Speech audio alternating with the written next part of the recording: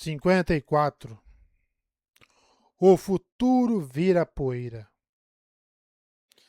Teria sido tão fácil se a luz do vazio e a luz das tempestades se destruíssem mutuamente.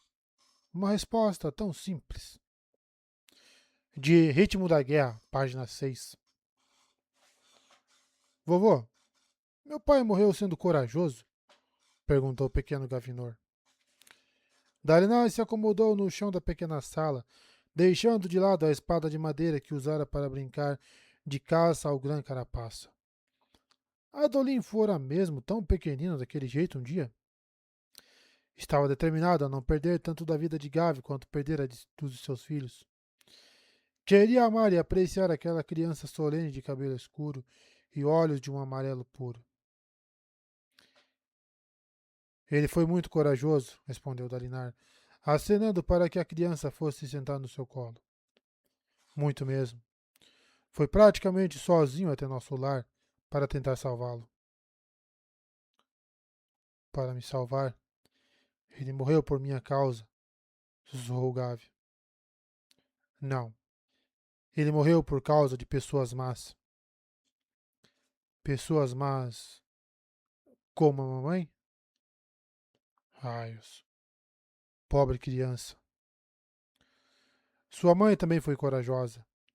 Não foi ela quem fez aquelas coisas terríveis. Foi o inimigo que havia dominado a mente dela. Você compreende? Sua mãe amava você, explicou Dalinar. Gavi assentiu, sério de um modo que destoava de sua idade. Gostava de brincar de caça aos grandes carapaças, embora não gargalhasse como outras crianças. Tratava até mesmo a brincadeira como uma ocasião solene. Dalinar tentou reiniciar a caçada de faz de conta, mas a mente do garoto parecia mergulhar naqueles pensamentos sombrios. Em poucos minutos, Gavi reclamou que estava cansado, de modo que Dalinar deixou que a sua babá o levasse para descansar. Dalinar se demorou na saída, observando-a colocar o menino na cama. Que menino de 5 anos queria ir para a cama? Embora Dalinar não houvesse sido um pai cuidadoso, se lembrava das reclamações infinitas, tanto de Adolin quanto de Renarin em noites como aquelas. Os dois insistiam que já eram grandes para ficar acordados e que não se sentiam cansados. Gavi, por outro lado, agarrou sua espadinha de madeira, que mantinha consigo o tempo todo, e caiu no sono. Dalinar deixou a pequena tenda, acenando com a cabeça para os guardas do lado de fora. Os asistianos achavam estranho que os oficiais aletianos levassem as famílias para a guerra. Mas de que outra maneira as crianças aprenderiam o protocolo militar apropriado? Era a noite seguinte à cena de Jasna com Rutar, e Dalinar havia passado a maior parte do dia falando via telepena com grandes senhores e grandes senhoras, tranquilizando-as quanto à quase execução. Ele havia garantido que a legalidade das ações de Jasna não fosse questionada. Também conversara pessoalmente com Relis, o filho de Rutar. O jovem havia perdido uma luta contra Adolin na época dos acampamentos de guerra, e Dalinar estava preocupado com suas atuais motivações. Contudo, Relis parecia ansioso para provar que podia ser um legalista. Dalinar fez questão de que o pai dele fosse levado para Azimir e recebesse uma pequena casa lá, onde poderia ser vigiado. Independentemente do que Jasna dissera, ele não permitiria que um ex-grão-príncipe mendigasse por aí. Finalmente, depois de acalmar os asistianos que não apreciavam os julgamentos pela espada dos alitianos, sentiu que estava tudo sob controle. Parou no meio do acampamento, pensativo. Havia quase esquecido a fala de Renarin sobre seu episódio no dia anterior. Dalinar se virou e caminhou pelo acampamento de guerra. Um exemplo agitado de caos organizado. Mensageiros corriam de um lado para outro, em geral vestidos com trajes estampados das várias ordens de escribas asistianas. Capitães aletianos ordenavam que seus soldados carregassem suprimentos ou marcassem o chão de pedra com direções. Uma fila de carroças chegava pelo noroeste, uma linha vital que levava às terras povoadas e colinas férteis intocadas pela guerra. Temendo que o acampamento já fosse um grande alvo, Dalinar postara muitos dos transmutadores em Azemir. A paisagem era diferente da que ele conhecia. Mais árvores, menos grama e estranhos campos e arbustos com galhos entrelaçados que criavam grandes emaranhados. Apesar disso, os sinais que via naquela vila eram familiares demais. Retalhos de panos presos no creme endurecido ao lado da estrada, edifícios queimados, incendiados por diversão sádica ou para negar camas e abrigos contra tempestades para o exército que viria em seguida. Os incêndios haviam se alimentado das casas com posses demais para serem deixadas para trás. Engenheiros haviam continuado a reforçar a muralha contra tempestades a leste, onde um quebra-vento natural criara uma fissura. Em geral, o processo levava várias semanas, mas agora os fractais cortavam blocos de pedra que os corredores dos ventos tornavam leves o bastante para posicionar com facilidade. Os funcionários asistindo onipresentes os supervisionavam. Dalinar se voltou para o acampamento dos corredores dos ventos, inquieto. A cena de Jasna viu ofuscada a conversa sobre monarcas e monarquias, mas agora que tinha tempo para ponderar o assunto, considerou tão inquietante quanto o duelo. A maneira como Jasna falara, ela parecia orgulhosa da ideia de que podia ser a última rainha de Aletkar. Pretendia fazer com que Aletkar acabasse com uma versão castrada de uma monarquia, como em Tailená ou Azir. Como o país funcionaria sem um monarca apropriado? Os aletianos não eram como os meticulosos azistianos. Aqueles gostavam de líderes de verdade, soldados que estavam acostumados a tomar decisões. Um país era como um exército. Era necessário alguém forte no comando, mas alguém decidido. Os pensamentos persistiam enquanto Dalinar se aproximava do acampamento dos corredores dos ventos e sentia um aroma delicioso. Os corredores dos ventos continuavam a tradição iniciada pelas equipes de pontes. Um grande guisado comunitário disponível para todos. Dalinar tentara colocar ordem na coisa, contudo, embora geralmente considerasse os corredores dos ventos afeitos ao decoro militar. Estes haviam se recusado a seguir o protocolo com o quarteleiro e o refeitório para os guisados noturnos. A certa altura, Dalinar fez o que qualquer bom comandante faria diante de uma insubordinação em massa tão persistente. Recuou. Quando bons homens desobedeciam, era hora de rever suas ordens. Naquele dia, encontrou um número incomum de tailenos junto aos corredores dos ventos. Os guisados tendiam a atrair quaisquer soldados que se sentiam mais deslocados, e Dalinar suspeitava que era este o caso dos tailenos, uma vez que estavam muito longe dos oceanos. O comandante de companhia, Sigizil, contava uma história. Renarin também estava presente, usando seu uniforme da Ponte 4, olhando para Sigizil, absorto. Independentemente da guerra ou das tempestades, o rapaz tentava comparecer à fogueira toda noite. Dalinar se aproximou e só então percebeu a agitação que estava causando. Soldados se cutucaram e alguém correu para pegar um banquinho para ele. Sigizil fez uma pausa na história para uma saudação caprichada. Eles acham que passei a aprovar a tradição, compreendeu Dalinar. Pareceu estar esperando por ele, a julgar pela maneira entusiasmada como um dos escudeiros dos corredores dos ventos trouxe-lhe uma tigela. Dalinar aceitou a comida e provou um bocado, então assentiu. Isso inspirou aplausos.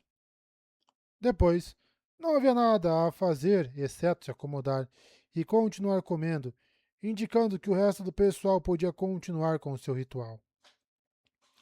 Quando olhou para o filho, Renarin estava sorrindo. Um sorriso reservado. Era raro vislumbrar os dentes dele. Contudo, o rapaz não estava com a caixa que usava para ocupar as mãos. Sentia-se relaxado com aquelas pessoas. Foi bom da sua parte, pai, sussurrou Renarin chegando mais perto. Eles estavam esperando uma visita do senhor. É um guisado gostoso, observou Dalinar. Receita secreta dos papaguampas. Aparentemente só tem 2 passos. Pegue todos os ingredientes à mão e coloque na panela. Não deixe nenhum maluco tocar nos temperos, disse Renarin com ternura, mas não havia terminado sua tigela. Parecia distraído. Contudo, ele sempre parecia distraído. Suponho que o senhor esteja aqui para falar sobre o que eu lhe contei, aquele episódio. Dalinar assentiu. Renarin começou a tamborilar a colher na lateral da tigela, um tilintar rítmico. Fitou-os esprando na chama da fogueira. O senhor não acha o destino cruel, pai? Minha doença de sangue é curada, para que eu finalmente possa me tornar um soldado como sempre quis. Mas essa mesma cura me dá outro tipo de debilidade, muito mais perigosa do que a outra. O que você viu dessa vez? Não sei se deveria dizer. Eu sei que pedi ao senhor que viesse falar comigo, mas eu hesito. As coisas que vejo são dele, certo? Eu acho que ele me mostra o que quer. É por isso que vi o senhor se tornando o campeão dele. Renarin baixou os olhos para a tigela. Gliss não tem certeza de que as visões são más. Diz que somos algo novo, e ele não acha que as visões venham especificamente de ódio, embora talvez os desejos dele deformem o que vemos. Qualquer informação, mesmo que você suspeite que o inimigo a está implantando, é útil, filho. Mais guerras foram perdidas devido à falta de informação do que à falta de coragem. Renarin pousou a tigela ao lado do banco. Era fácil ceder ao hábito de subestimá-lo. Ele sempre se movia daquele modo deliberado e cuidadoso, o que o fazia parecer frágil. Não se esqueça de quando você estava arrasado, consumido pelo seu passado, e esse menino o segurou. Não se esqueça de quem foi forte quando você, o espinho negro, foi fraco, pensou Dalinar. O rapaz se levantou e então gesticulou para que o pai o seguisse. Os dois deixaram o círculo da luz da fogueira, acenando para se despedir dos outros. Lopen o chamou, pedindo a Renarin que visse o futuro e descobrisse se ele ganharia de ruim nas cartas no dia seguinte. Dalinar considerou um pouco vulgar aquela menção ao estranho transtorno do seu filho, mas Renarin respondeu com uma risada. O céu escurecera, embora o sol ainda não houvesse se posto por completo. As terras ocidentais eram quentes demais para o gosto de Dalinar, particularmente à noite. O clima não amenizava como o esperado. O acampamento dos Corredores dos Ventos ficava na extremidade da vila, então eles caminharam até um local ermo, junto de alguns arbustos emaranhados e árvores altas, com copas largas que haviam crescido no meio deles, provavelmente dando um jeito de usar os arbustos para obter mais vitalidade. Aquela área era relativamente silenciosa, e logo os dois estavam sozinhos.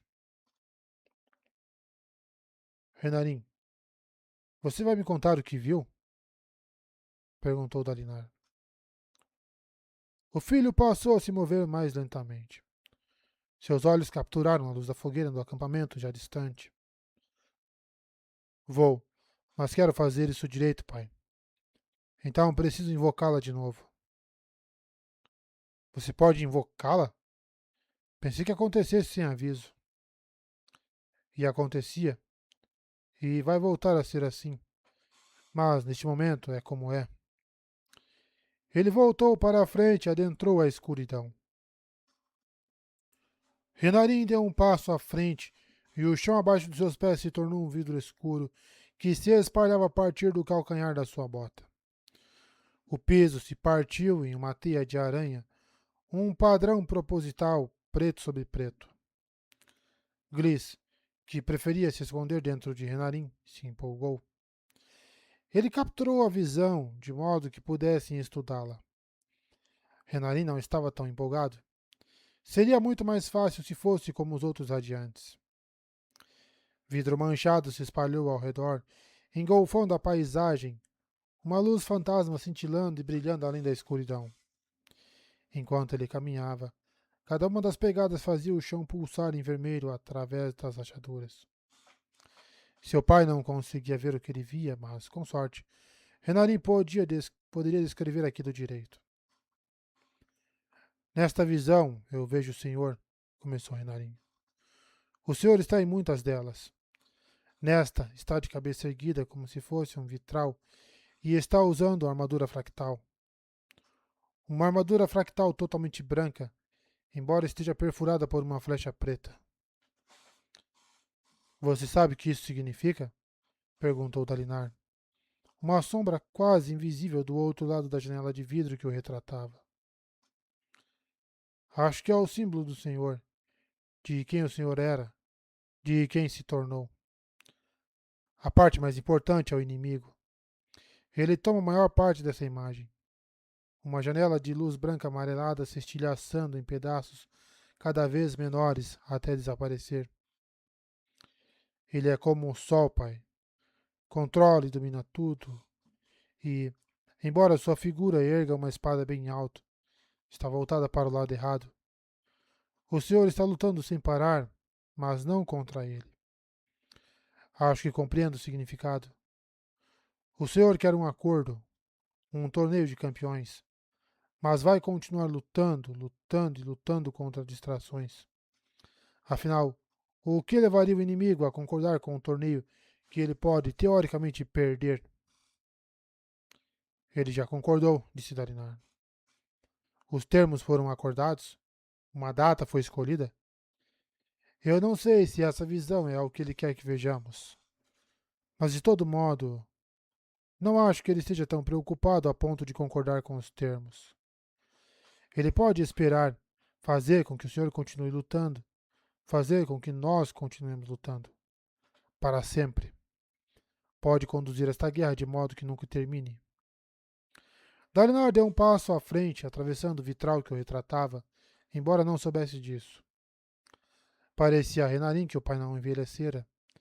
Mesmo nas memórias mais antigas, se lembrava dele com aquela aparência, tão poderoso, tão poderoso, tão imutável, tão forte. Parte disso vinha das coisas que a mãe contara a Renarin, construído em sua mente a imagem do pai como um perfeito oficial aletiano. Era uma tragédia que ela não houvesse vivido para ver Dalinar se tornar o homem que ela imaginara que ele fosse. Uma vergonha que Odium a houvesse matado. Era assim que Renarin precisava encarar o que acontecera. Era melhor voltar essa dor contra o inimigo do que perder o pai, além da mãe. Eu fitei ódio nos olhos, disse Dalinar. Eu o encarei. Ele esperava que eu cedesse. Ao me recusar, subverti seus planos. Isso significa que ele pode ser derrotado. E, igualmente importante, que ele não sabe tudo nem vê tudo. Sim, concordou Renarin, atravessando o vidro quebrado para olhar uma enorme representação de ódio. Não acho que ele seja onipresente, pai. Bem, parte dele está em todo lugar, mas ele não pode acessar todas as informações. Não mais do que o pai das tempestades sabe de tudo que o vento toca. Eu acho que Odium pode ver como eu vejo. Não eventos nem o próprio mundo, mas possibilidades. Essa guerra é perigosa para nós, pai.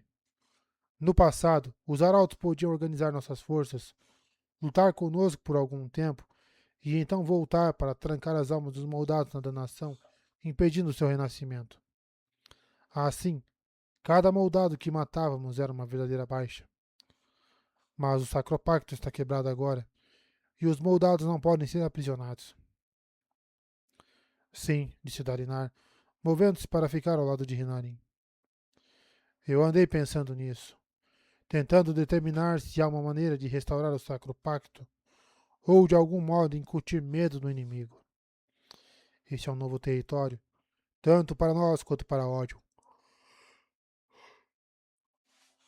Deve haver algo nessa nova realidade que o deixa nervoso. Você está vendo mais alguma coisa? Você vê a escuridão que será, Renarin? Disse Gliss. Fricção entre vocês dois, disse Renarin apontando para o vitral. E uma escuridão interferindo, arruinando a beleza da janela. Como uma doença infeccionando vocês dois nas extremidades. Curioso, disse Dalinar, olhando para onde Renarin apontara, embora não visse nada além da noite. Pergunto-me se algum dia saberemos o que isso significa. Ah, essa é fácil, pai. Sou eu. Renarin, não acho que você deveria se ver como... O senhor não precisa proteger meu ego, pai. Quando Gliss e eu nos conectamos, nós nos tornamos algo novo. Vemos o futuro. De início, fiquei confuso com meu lugar, mas passei a entender. O que vejo interfere na habilidade de Orion. Como posso ver as possibilidades? Meu conhecimento interfere nas minhas decisões. Portanto, a habilidade dele de ver meu futuro é obscurecida. É difícil para ele ler qualquer um perto de mim. Isso me tranquiliza, disse Dalinar, colocando o braço ao redor dos ombros de Renarin. Seja lá o que você for, filho, é uma bênção. Talvez você seja um radiante diferente, mas ainda assim é um radiante. Não deveria esconder isso, nem o seu espreno.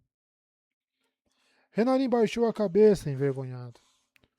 O pai sabia como não o tocar rápido demais, de modo inesperado demais.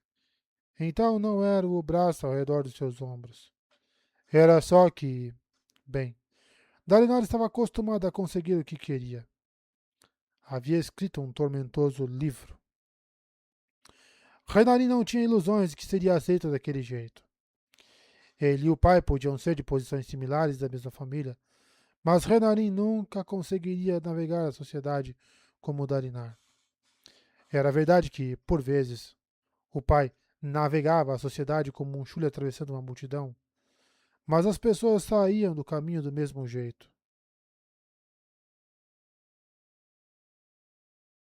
Não para Renarin. Gente de Aletkar e de Azir tinha milhares de anos de alerta para temer e condenar qualquer um que alegasse ver o futuro. Não ia deixar isso de lado facilmente, especialmente no caso de Renarin. Nós vamos tomar cuidado.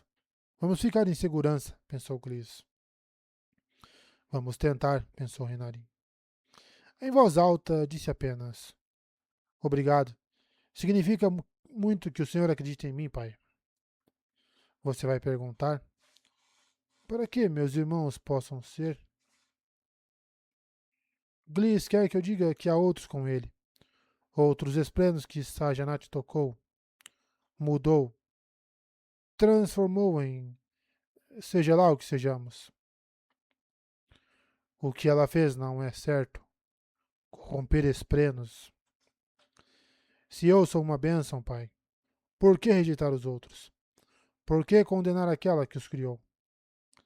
Sajanat não é humana e não pensa como nós, mas acredito que está tentando encontrar um caminho para a paz entre cantores e humanos.